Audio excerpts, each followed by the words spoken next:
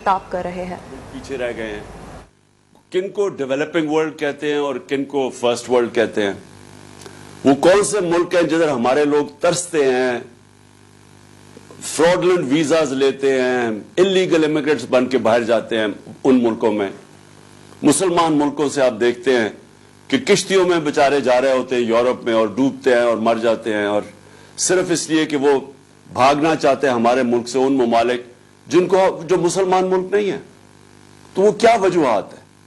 तो मेरा जो सबसे पहले मैं शुरू करता हूं कि देखें, इस्लाम के अंदर हमारा रब्बुल आलमीन है, सब इंसानों का खुदा है, रब्बुल मुस्लिमीन नहीं है। हमारे नबी सल्लल्लाहु अलैहि वसल्लम रहमतुल आलमीन है, सब इंसानों के लिए वो रहमत बन के आए थे। तो ये सबसे पहले ये याद रखें कि जब जो भी इंसानी माशरा उनके असूलों के ऊपर, उनके बताए हुए असूलों पे जो भी इंसानी माशरा चलेगा वो ऊपर चला जाएगा। वो जरूरी नहीं है कि वो मुसलमान हो, वो इंसान हो। तो आज आप जब कॉन्ट्रडिक्शन देखते हैं कि क्या वजह है कि हमारे से पहले यूरोप ऊपर गया, आज अमेरिका ऊपर है, चीन ऊपर जा रहा है, लेकिन मुसलमान तो नहीं है ये। अगर आप इसकी डेप्थ में जाएंगे तो ये उन उसूलों पे चल रहे हैं जो मेरे नबी सल्लल्लाहु अलैहि वसल्लम ने मदीना के रियासत पे सेट किए थे, जो उसूल। तो उनके मैं मेन चीजें आपको बता देता हूं। डेप्थ में तो स्कॉलर्स का काम है जाना और लोगों को इन डेप्थ में बताना कि कैसे, क्यों अल्लाह हमें हुक्म देता है कि उस नबी सल्लल्लाहु अलैहि वसल्लम की सुन्नत पे चलो, उनकी शरिया पे चलो। तो वो तो हमारी बेहतरी के लिए अल्लाह कहता है ना, कुरान तो हमारे लिए गाइडेंस है। तो जब अल्लाह हमें हुक्म देता है तो वो किसी वजह से देता है, क्योंकि वो जो उन्होंने स्टेट सेटअप की थी, वो उस स्टेट के अंदर दुनिया के तारीख का सबसे बड़ा इनकलाब आया था। कभी भी इतनी थोड़े वक्त के अंदर इतना बड़ा दुनिया की तारीख में तब्दीली नहीं आई। और एक लोग ये कहते हैं जी कि मंगोलियन ने भी, चंगेज खान के मंगोलियन ने, उन्होंने भी तकरीबन आधी दुनिया पे कब्जा कर लिया था। लेकिन जब चंगेज खान की और मंगोलियन फौजों ने कब्जा किया तो खून के दरिया बहे थे।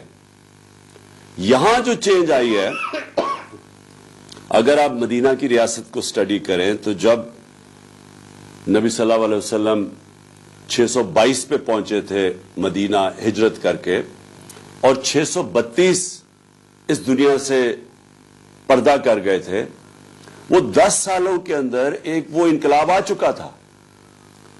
उसमें सारा जो अरब था वो उनके शुरू हुए थे 313 पे, और सारा अरब उनके नीचे आ गया था। और टोटल जो लोग जिनकी जानें दोनों तरफ जंगों में गई थी वो 1200-1300 थे। तो इस असल में वो फिक्री इनकलाब आया था। उन्होंने ज़हन चेंज कर दिए और वो लोगों को तब्दील कर दिया। वो लोग जिनकी कोई हैसियत नहीं थी, दो सुपर पावर्स थी, पर्शियन और रोमन बैजेंटाइन एम्पायर दोनों तरफ, उन्होंने उन दोनों एम्पायर्स उनके सामने कोलैप्स कर गए।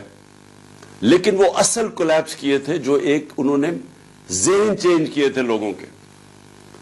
और इसको और तरह आप कर सकते हैं कि ये एक, जिस तरह मौलाना रूमी की मैं बड़ी फेमस सेइंग है, वो बड़ी समझने वाली है कि उन्होंने कहा कि जब अल्लाह ने आपको पर दिए हैं तो क्यों चूंटियों की तरह रेंग रहे हो। तो असल में उन्होंने उनके पर दे दिया इंसानों को, उनको आजाद कर दिया। ला इलाहा इल्लल्लाह का मतलब समझा दिया। वो बहुत बड़ा ला इलाहा इल्लल्लाह दावा आजादी का है, और परवाज सिर्फ आजाद इंसानों के ऊपर होती है, गुलामों की परवाज ऊपर नहीं होती। इसलिए जो अल्लामा इकबाल की सारी गुलाम हिंदुस्तान के मुसलमानों को जगाने की जो कोशिश की थी, वो सारी आजादी की वो बात करते थे। वो जो शाहीन का अल्लामा इकबाल का कॉन्सेप्ट था, वो सिर्फ आजाद शाहीन ऊपर जा सकता है बाकी मखलूक से। तो मदीना की रियासत में इंसानों को आजाद किया, ज़हनी तौर पे आजाद किया, ला इलाहा इल्लल्लाह के जरिए आजाद किया, और फिर वो जो रियासत बनाई वो असूलों के ऊपर खड़ी की गई। नंबर 1 उसका असूल था अदल और इंसाफ। یہ یاد رکھیں کہ یہ سب سے بڑا قرآن میں بار بار انصاف کے اوپر ایمفسس اس لیے آتا ہے کہ انسان کے معاشرے میں اور جانوروں کے معاشرے میں سب سے بڑا فرق ہوتا ہے انصاف. جانوروں کے معاشرے میں مائٹ از رائٹ ہوتا ہے, انسانوں کے راستے میں انصاف ہوتا ہے, طاقتور اور کمزور ایک برابر ہو جاتے ہیں. اور یہ سب سے بڑی چیز مدینہ کی ریاست میں انہوں نے سیٹ کی, عدل اور انصاف. حضرت ابو بکر جب خلیفہ بنے ان کا پہلا مشن سٹیٹمنٹ تھی کہ میں طاقتور اور کمزور کو ایک برابر کروں گا قانون کے سامنے. اس کے بعد حضرت عمر کی مشن سٹیٹمنٹ یہی تھی کہ میں طاقتور کو قانون کے نیچے لے کے آؤں گا, اور پھر حضرت علی کی بھی مشن سٹیٹمنٹ یہ تھی. تو بیسکلی جب آپ انصاف قائم کرتے ہیں ایک معاشرے میں, آپ لوگوں کو آزاد کر دیتے ہیں. جب آپ لوگوں کے فنڈامنٹل رائٹس کی حفاظت کرتے ہیں, ایک معاشرہ جب ان کو پروٹیکٹ کرتا ہے تو وہ معاشرہ اس قوم کے پوٹینشل کو ریلیز کر دیتا ہے, اس کی پرواز اوپر کر دیتا ہے, ان کو پر دے دیتا ہے انسانوں کو. کبھی بھی غلام انسانوں نے کوئی بڑے کام نہیں کیا آج تک.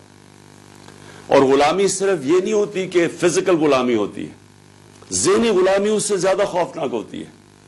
اور وہ جو کلونیلزم کا جو سب سے بڑا امپیکٹ پڑتا ہے وہ ہمیں ذہنی غلام بنا دیتا ہے دوسرے کلچر کی. ہم ابھی تک یہی نہیں سمجھ سکے کہ جب ہم انگریزی پڑھاتے ہیں لوگوں کو ہائر ایجوکیشن کے لیے, اور کیونکہ اس وقت اسیوم کیا جاتا ہے کہ ہائر ایجوکیشن جو ہے وہ انگریزی زبان کے لیے سیکھنا ضروری ہے. وہ ایک وقت پہ ہمارے نبی صلی اللہ علیہ وسلم نے کہا تھا کہ چائنا بھی جانا پڑے تعلیم حاصل کرنے کے لیے تو جاؤ, علم حاصل کرنے کے لیے. تو وہاں تک تو ٹھیک ہے, لیکن اس کے انگریزی کی وجہ سے ایک دوسرے کلچر کا غلام بن جانا یہ بڑی خطرناک چیز ہے. کیونکہ غلام پھر اچھے غلام ہی بنتے ہیں, ان کے اندر اوریجنل تھنکنگ ختم ہو جاتی ہے, اوریجنل تھاٹ ختم ہو جاتا ہے, انوویشن, انوینشنز جس کی وجہ سے معاشرے آگے بڑھتے ہیں وہ ختم ہو جاتے ہیں. کیونکہ وہ بس صرف باہر سے نالج کو اڈاپٹ ہی کرتے رہتے ہیں, وہ اپنی پھر نالج پروڈیوس نہیں کرتے. اور یہی جب آپ مسلمانوں کی تاریخ دیکھیں تو جو ایک دم وہ سویلائزیشن اوپر گیا تھا اس کے پیچھے پورا ایک انٹلیکچوئل, پورا ایک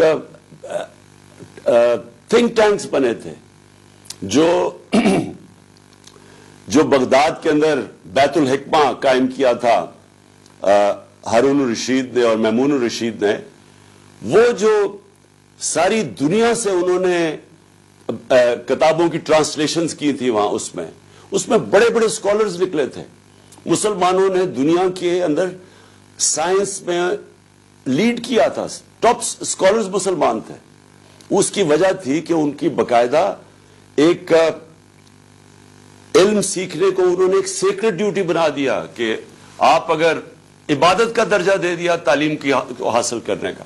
اور پھر اوریجنل تھنکنگ آئی جب انہوں نے ٹرانسلیٹ ایرسٹوٹل کے اور گریک اسکالرز کی انہوں نے جب کتابیں ٹرانسلیٹ کی عربی میں, اور پھر اپنی اس کے اوپر تبصرے کر کے ان کو اس تھاٹ پروسیس کو آگے لے کے گئے. تو اس وقت ہمارا مسئلہ یہ ہے, اور یہ مسلمان دنیا کا, کہ کلونیلزم کی وجہ سے ابھی تک ہم اس ذہنی غلامی سے نہیں نکل سکے. ہم ابھی تک جو انگریزی بہتر بول لیتا ہے اس کو ہم ایک بڑا سٹیٹس دے دیتے ہیں معاشرے میں.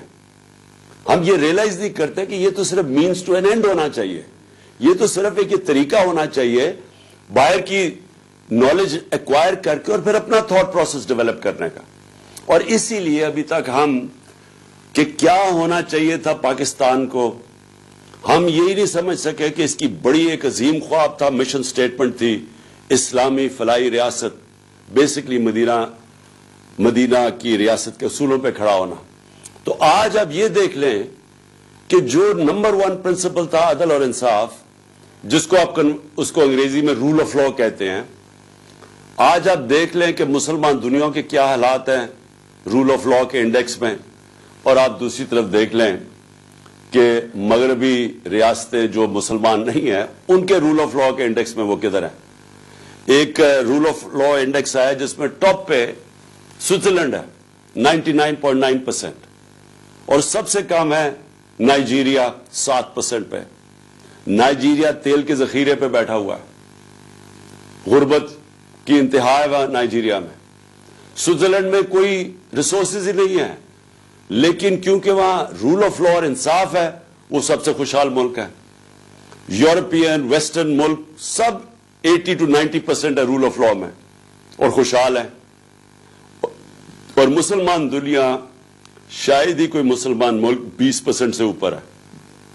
اور پاکستان کا حال آپ کے سامنے ہے. یہ جو اب سب کچھ ہو رہا ہے پاکستان میں, یہ جو تماشے ہو رہے ہیں, لوگوں کو پکڑ پکڑ جیلوں میں ڈالنا, کوئی فنڈامنٹل رائٹس کی کوئی حفاظت نہیں کر سکتا, طاقتور جو مرضی کر لے پاکستان میں, وہ چوری کر کے NRO لے لیں. قبضہ گروپ پھر رہے ہیں پاکستان میں. قبضہ گروپ کون ہوتا ہے؟ جو طاقتور کمزور کی زمین پہ قبضہ کرتا ہے. تو یہاں تو کمزور کی حفاظت کرنے کے لیے معاشرے کے اندر جو ہونا چاہیے تھا, پروٹیکٹ کرنا چاہیے تھا عوام کے اور لوگوں کے رائٹس کو, وہ ہے ہی نہیں. کبھی آپ نے سنا یورپ کے اندر کبھی کوئی قبضہ گروپ ہے؟ کبھی سوچا ہے کہ کسی یہ جو پاکستانی, کبھی پوچھے ان سے کبھی کسی کی زمین پہ قبضہ ہوا یا گھر پہ قبضہ ہوا؟ کبھی آپ نے سنا ہے وہاں کے ملک کے طاقتور لوگ جو ملک کی ریسورسز کو چوری کرتے ہیں, جس کو کرپشن کہتے ہیں.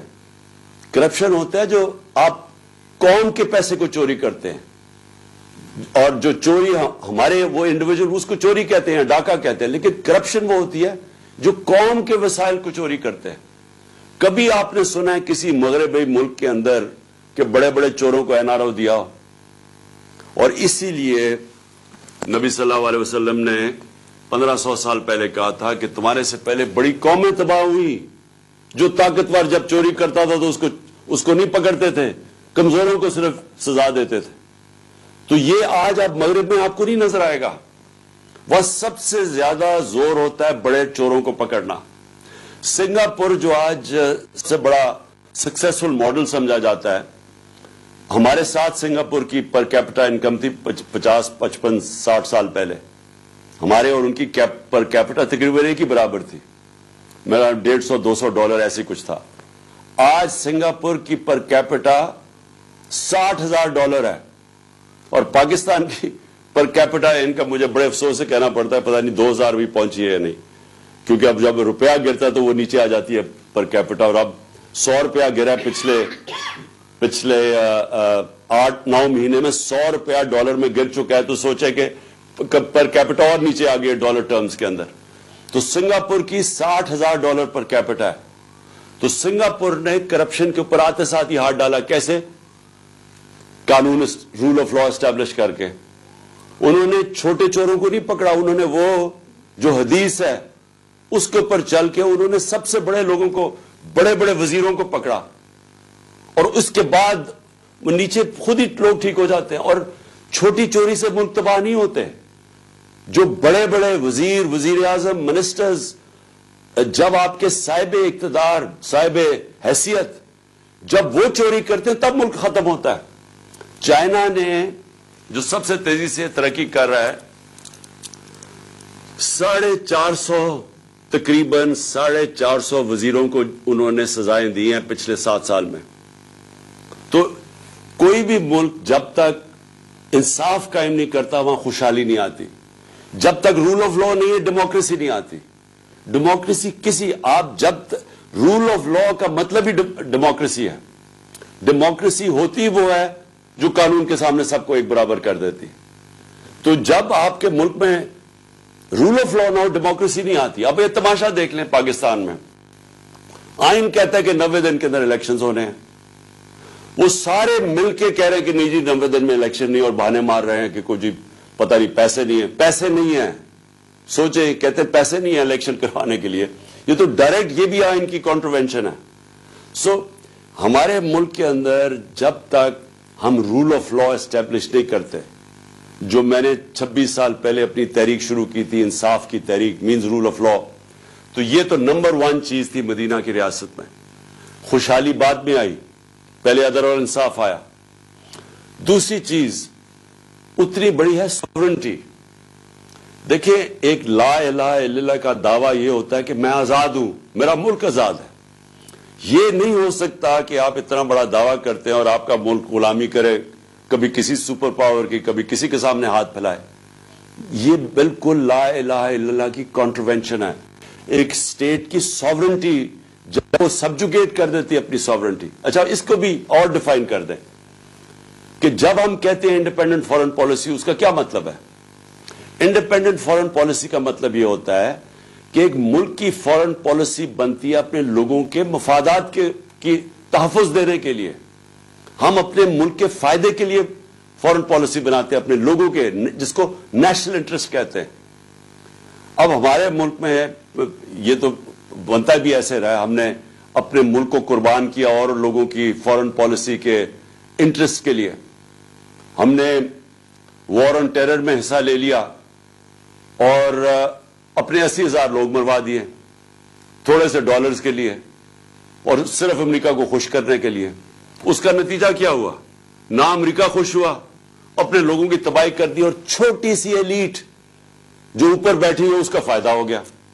باقی عوام میں 80,000 لوگوں کو، یعنی سارا اپنا قبائلی علاقہ اس کو اجاڑ کے رکھ دیا. پختونخوا کے صوبہ کے اندر تباہی آئی، لیکن فائدہ تو صرف تھوڑے سے لوگ جو اوپر بیٹھے ہوئے تھے. تو جب ایک فارن پالیسی آپ کی بنتی ہے کسی اور کے انٹرسٹ کو سرو کرنے کے لیے، آپ آزاد نہیں ہوتے. اب روس، میں مثال دیتا ہوں، ہم نے روس سے کیوں اچھے تعلقات کرنے کی کوشش کی؟ ہم نے اس لیے کیے کہ ہمیں روس سے 2 چیزیں چاہیے تھی. ایک، ہمیں ان سے گندم چاہیے، ان سے ہماری کوشش تھی ان سے سستی گندم لیں، کیونکہ پاکستان کو 20 لاکھ ٹن کمی تھی جب ہمارا دور تھا گندم کی. اب اس سے بھی زیادہ مجھے لگتا ہے گیپ ہے. مجھے نہیں لگ رہا کہ ہمارا اس وقت جو بھی سیلاب آیا اس کی وجہ سے، میں نہیں سمجھتا کہ ہماری وہ گندم کی پروڈکشن ہوگی، وہ کم ہو جائے گی. اور پھر ایک دم دنیا میں تیل اوپر چلا گیا، اور جب روس اور یوکرین کی یہ لڑائی ہوئی تو اس سے اور تیل اور اوپر چلا گیا. تو میں جب گیا، ہم طے کر کے آ گئے تھے، میں نے صدر پوٹن سے طے کر لیا تھا کہ جس طرح ہندوستان کو سستا تیل دے رہے ہیں، ہمیں بھی وہ سستا تیل دیں.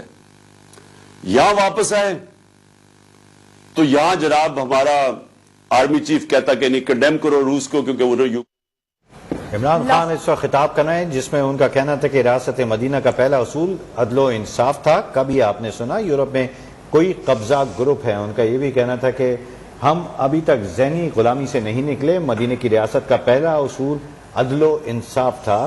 میں نے اسلامی تاریخ پڑھی ہے، اسکالر نہیں لیکن اسلام کا طالب علم ہوں. پاکستان اسلام کے نام پہ بنا اور اب یہ صورتحال کے لوگ ملک چھوڑ کر بھاگ رہے ہیں. سابق وزیر اعظم عمران خان اس وقت میڈیا لنک سے خطاب کر رہے ہیں جس میں ان کا کہنا تھا کہ آئین کہتا ہے 90 دن میں الیکشن کراؤ. سب مل کر کہہ رہے ہیں کہ نہیں ہوں گے، اور ابھی ہمارے پاس پیسے نہیں الیکشن کرانے کے. انسانوں اور جانوروں میں معاشرے میں سب سے بڑا فرق انصاف کا ہے. سنگاپور نے سب سے پہلے کرپشن پر ہاتھ ڈالا. دنیا کو مسلمانوں نے سائنس میں لیڈ کیا تھا. ان کی جانب سے بھی کہا گیا کہ آج مسلمان ممالک میں رول آف لا کے کیا حالات ہیں. چین کے حوالہ دیتے ہوئے انہوں نے کہا ہے کہ جب تک ملک میں رول آف لا نہیں ہوتا، جمہوریت اس ملک پہ پروان نہیں چڑھتی. انسانوں اور جانوروں کے معاشرے میں سب سے بڑا فرق انصاف کا ہوتا ہے. لاہور میں chairman Tehreek Insaf Imran Khan media link کے ذریعے خطاب کر رہے ہیں. یہ فیصلہ کیا تھا کہ ہمیں سب سے برانی چاہیے. ہم کسی کی لڑائی میں کیوں پڑے؟ ہمیں انٹرسٹ اپنے لوگوں کا ہونا چاہیے. یہ انڈیپینڈنٹ فارن پالیسی ہوتی ہے.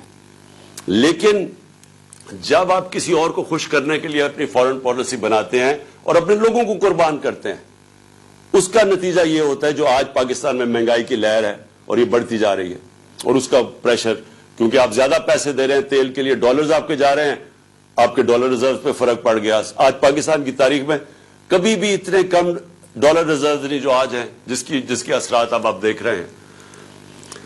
تو تیسری چیز ہے اسٹیٹ کی ذمہ داری ہے اپنے کمزور طبقے کی حفاظت کرنا، جس کو فلاحی ریاست کہتے ہیں.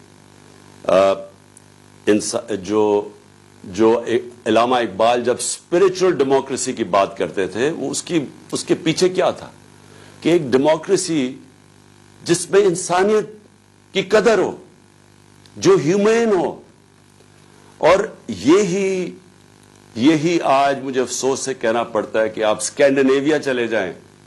آپ نے اگر وہ جو سوچ تھی ہمارے نبی صلی اللہ علیہ وسلم کی مدینہ کی ریاست میں جو فلاحی ریاست بنائی تھی, آج اگر آپ نے اس کی مثال دیکھنی ہے تو سویڈن, ڈینمارک اور ناروے چلے جائیں.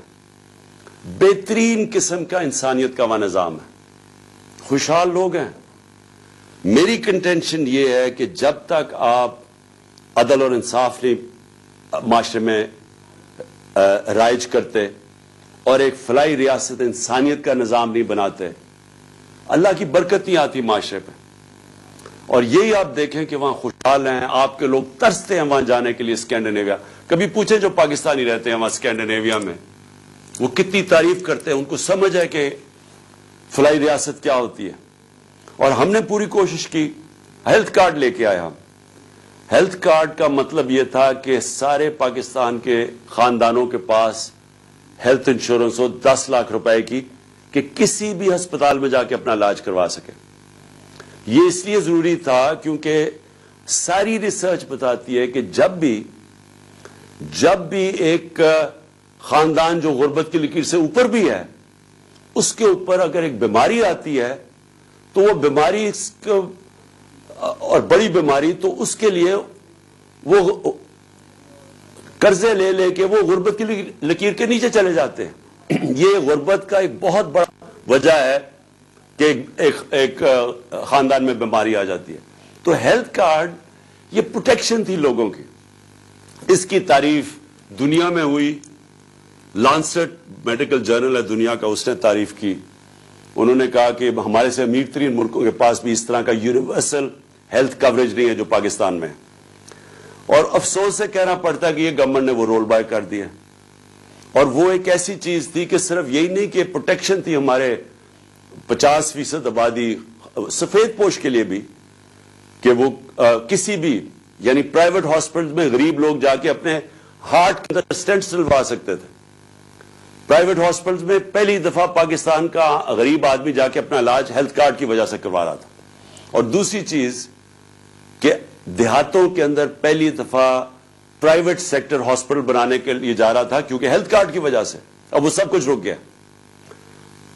ہمارا جو احساس پروگرام تھا وہ دنیا نے اکنالج کیا. اسٹینفورڈ یونیورسٹی نے اپنی رپورٹ کی احساس پہ, اور انہوں نے کہا کہ یہ پاکستان کے اندر ہیلتھ اور ایجوکیشن کے اوپر یہ جو پیسہ خرچ کر رہے ہیں, اور اس کی وجہ سے فلاحی ریاست کی طرف پاکستان جا رہا ہے. تو جو بھی ملکوں کے اندر ظلم ہوتا ہے, جو قدر نہیں کرتے اپنے کمزور طبقے کے, جدھر غریب اور امیر میں فاصلے بڑھتے جاتے ہیں, جدھر غریب کی بنیادی ضروریات پوری نہیں کرتا ایک معاشرہ, میری یہ ایمان ہے کہ ان کے اوپر اللہ کی برکت نہیں آتی. ہمیں یہ کہا جاتا ہے کہ جی پہلا پیسہ آئے گا, پہلے قوم کے اندر پیسہ آئے گا اور پھر ہم اس قوم کے اندر فلاحی ریاست لے کے آئیں گے. میں یہ سمجھتا ہوں کہ یہ بالکل غلط ہے. پہلے آپ فلاحی ریاست لیتے ہیں, عدل و انصاف قائم کرتے ہیں, پھر قوم میں خوشحالی آتی ہے, جو کہ مدینہ ریاست میں ہوا تھا. شروع میں تو بڑے مشکل حالات تھے مسلمانوں کے, لیکن انہوں نے آتے ساتھ ہی فلاحی ریاست اور انہوں نے عدل اور انصاف قائم کیا. اس کے بعد خوشحالی آئی. اور یہی ماڈل پاکستان کو فالو کرنا ہے, کیونکہ اب تک ہم انتظار ہی کرتے رہتے ہیں کہ جی پہلے پیسے آئیں گے اور پھر فلاحی ریاست بنے گی, جو نہ پیسے آتے ہیں اور نہ فلاحی ریاست بنی ہے ابھی تک. لیکن اس سے بھی پہلے عدل اور انصاف سب سے امپورٹنٹ ہے, جس کے لیے یہ جو میری ساری حقیقی آزادی کی تحریک ہے, اس کی بنیاد ہی یہ ہے کہ پاکستان میں ہمیں سب کو مل کے ایک انصاف کے نظام, رول آف لا کے لیے لڑنا چاہیے. کہ جب تک سب طاقتور طبقے قانون کے نیچے نہیں آتے, جب تک قانون طاقتور کو انصاف کے کٹہرے میں نہیں کھڑا کرتا طاقتور مجرموں کو, جب تک ان کو NRO دیتا جائے گا, پاکستان چھوڑیں کسی بھی دنیا کے ملک کا کوئی مستقبل نہیں ہے جدھر طاقتور کے لیے ایک قانون اور کمزور کے لیے دوسرا. میں پھر سے آپ سب کا شکر گزار کرتا ہوں, ابرار آپ کا بھی اور بابر آپ کا بھی, کہ آپ نے مجھے موقع دیا اپنے پاکستان کی انٹلیکچوئل ایلیٹ سے بات چیت کرنے کا. بہت بہت شکریہ. لاہور میں chairman Tehreek Insaf Imran Khan video link کے ذریعے خطاب کر رہے تھے. کہا گیا دنیا بھر میں خارجہ پالیسی ملک کے فائدے کے لیے بنتی ہے اور ان کی جانب سے یہ بھی کہا گیا ہے کہ پاکستان میں خارجہ پالیسی کو فائدہ پہنچایا جاتا ہے. کسی معاشرے میں سنا ہے چوروں کو NRO دیا گیا؟ ہمیں روس سے سستا تیل اور گندم لینی تھی اور ان کی جانب سے یہ بھی کہا گیا 9 ماہ میں